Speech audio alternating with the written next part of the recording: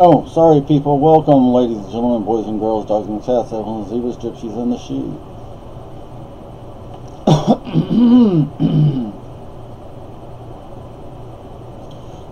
This video.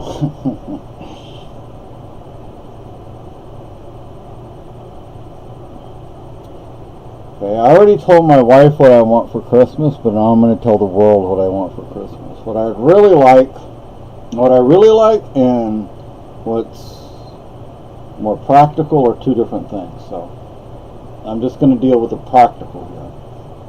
What I'd really like is a 62 caliber smoothbore flintlock long gun. Not a rifle, because rifles are rifled. You don't know what I mean. Inside the barrel, there are called lands and grooves. That's rifling inside the barrel. A smoothbore does not have that. It's just smooth inside, like a shotgun is smooth inside. But it needs to be a flintlock, and I will provide a link to one possible source for that. If not that, because that's more expensive, but it's also a much better gun. If not that, then a 50 caliber flintlock. It's Kentucky, I believe. Kentucky rifle? Yeah. So I think that the 50 caliber flintlock is cheaper.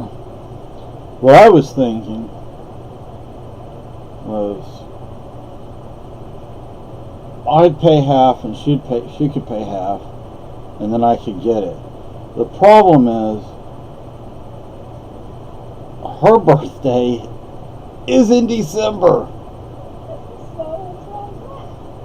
Well, that means see, I would, if her birthday was like a few months before or after, then I could like really spend some money on her for her birthday, and then in Christmas time I could really spend money on her for Christmas too. But since her birthday and Christmas are the same month, I have to like split everything, so I can't get her. I can't get her much for Christmas, and I can't get her much for her birthday. You know what I could do? I don't think she'd like this, because she's right there listening to me. Like halfway between her birthday and Christmas, we could have birth Chris. I don't know what else to call it. Chris birth.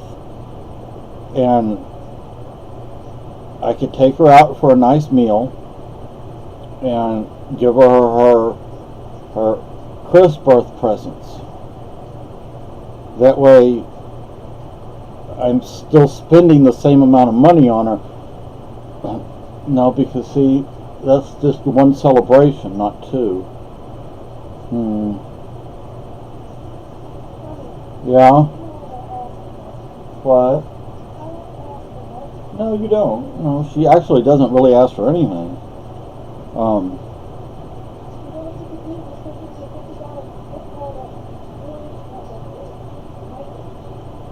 Okay, I can do that. I want to get you another gift certificate to the yarn place over in Vermont. Yeah, we can go over there though. But yeah, last year I got her. Because my first wife, Carolyn, she loved this store. And that's the only way I found out about it. I don't know the first thing about yarn. Green Mountain Spinner. I keep looking at the camera icon on the screen instead of the camera. Green Mountain Spinnery over in Vermont. They make their own yarn. Actually, I bet my daughter would love something like that too. But they make their own yarn. They even have a little herd of sheep out there, and they buy at least some of their mohair from Texas. I used to work on a ranch that raised Angora goats. Mohair comes from Angora goats, for those who don't know. I really wish they wouldn't raise Angoras in such a hot climate, because those animals cannot be comfortable. They got to be burning up. So, let me tell you something about goats. They're some darn smart animals. They can climb trees. Okay, they don't climb like straight up, and they don't go vertical. But if the tree's at an angle, they'll climb it. They can jump too. And many years ago when I lived in Southeast Texas, there's this horse farm that I used to go to, and they had a pet goat. He wasn't the friendliest thing. He'd walk up behind you and just butt you really hard, knock you down. So you had to keep an eye on him. That's where I was riding a horse. That's the only time I ever rode bareback. People used to make fun of me because my feet go like that, and they'd say, "Yeah, you've been riding too many horses." That's not why my feet are that way, but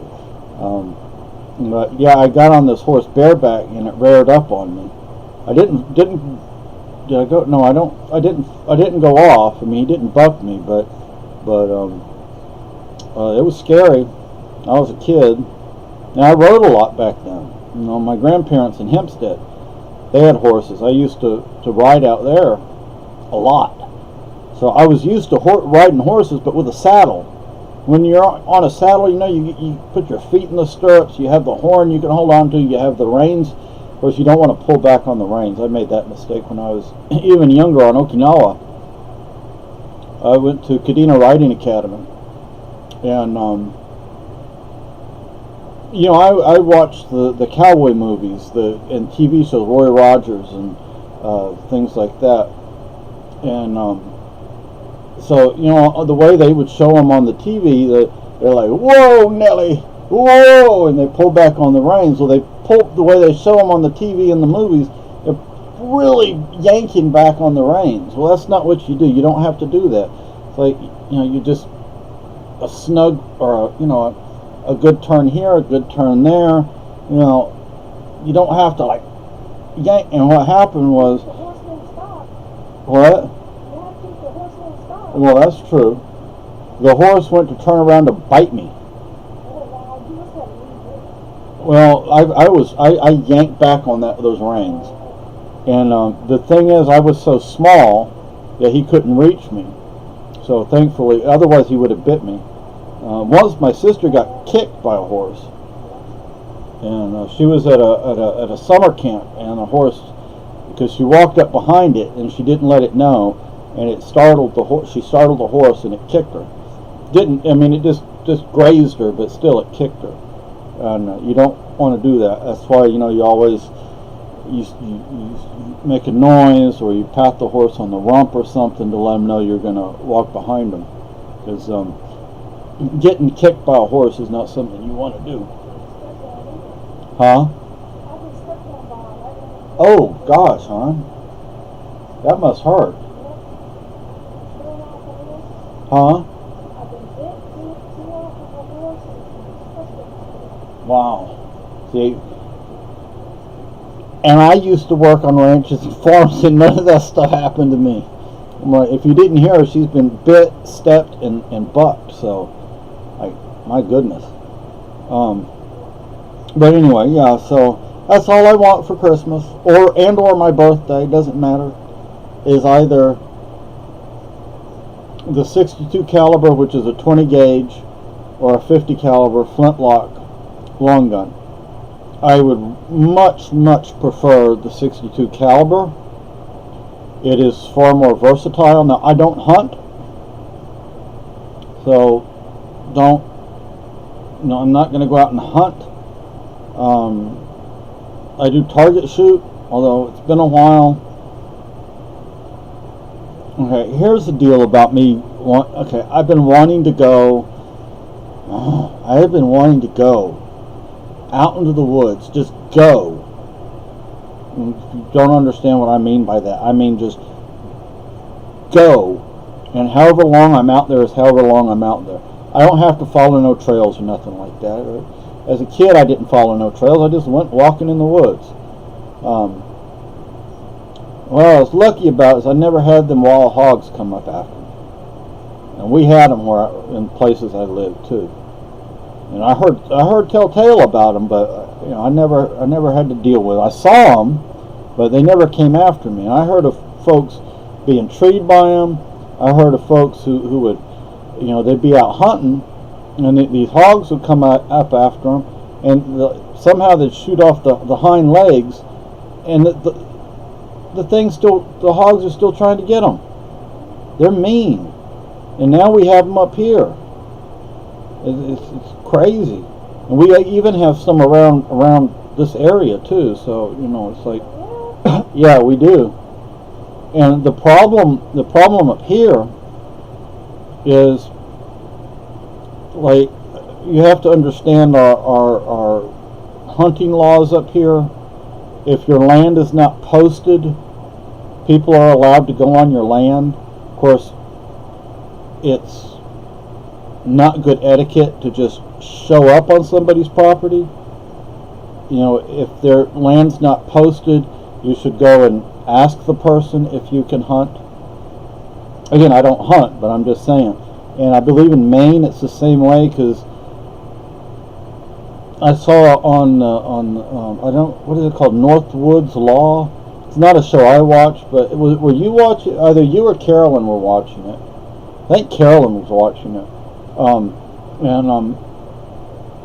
They were in Maine, and this lady, she calls up the police, and she said, "Look, there's some guy walking around my property with a gun. He just walked in front of my window." I'd freak out too, right? Well, her land's not posted. So the officer shows up, and he goes, he finds the guy. Well, the guy was setting up a tree stand, and he was going to go hunting. And the officer told him, said, "Look, you freaked that lady out." And he said, "But the land's not posted. I thought I could go ahead and hunt." He said, "Well, yeah, okay, but it would be the polite thing if you would go ask the property owner first, instead of walking in front of her window with a gun." And yeah, if somebody walked in front of my window with a gun, I'd call the police. Of course, I would go get one of our guns just in case, but we'd call the police too. But I mean, I wouldn't go after them. I'd just let the police deal with that. But I'd make sure if they were going to try to come in, they wouldn't come in. But so our laws are basically the same.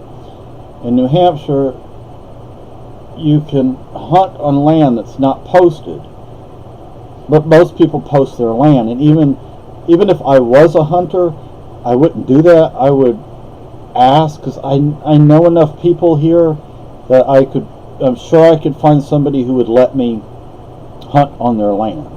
It's not that big of a deal. And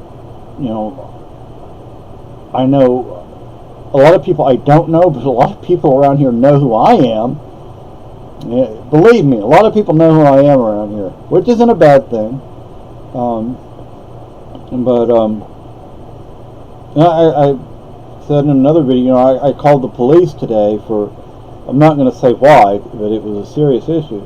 And I was talking to the officer, and I'm not going to say his name, but I was giving him my legal name, which is a name I don't use. I just don't use it, and I don't like it.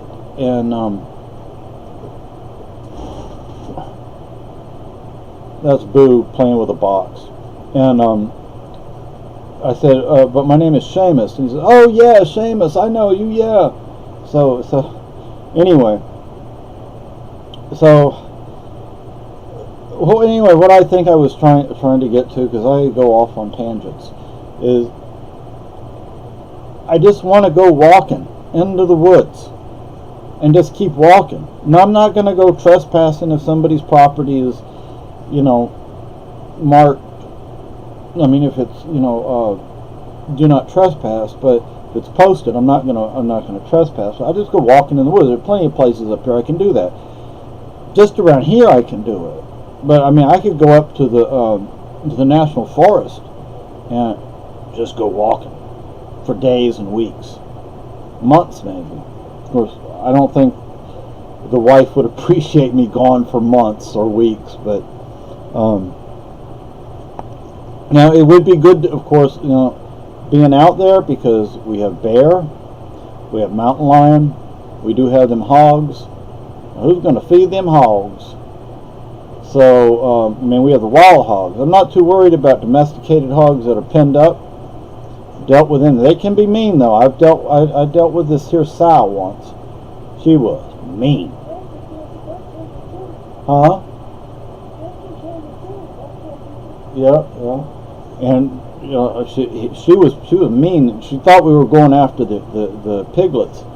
We weren't. We were just crossing through the damn pigsty, and she went after us.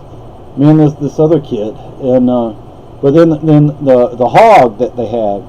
Oh boy, he was friendly. He wanted you to scratch his back, and he'd start relaxing and just start leaning over, and then you had to step back. You're like, you can't lean against me, because then you're going to crush me, because them things are big.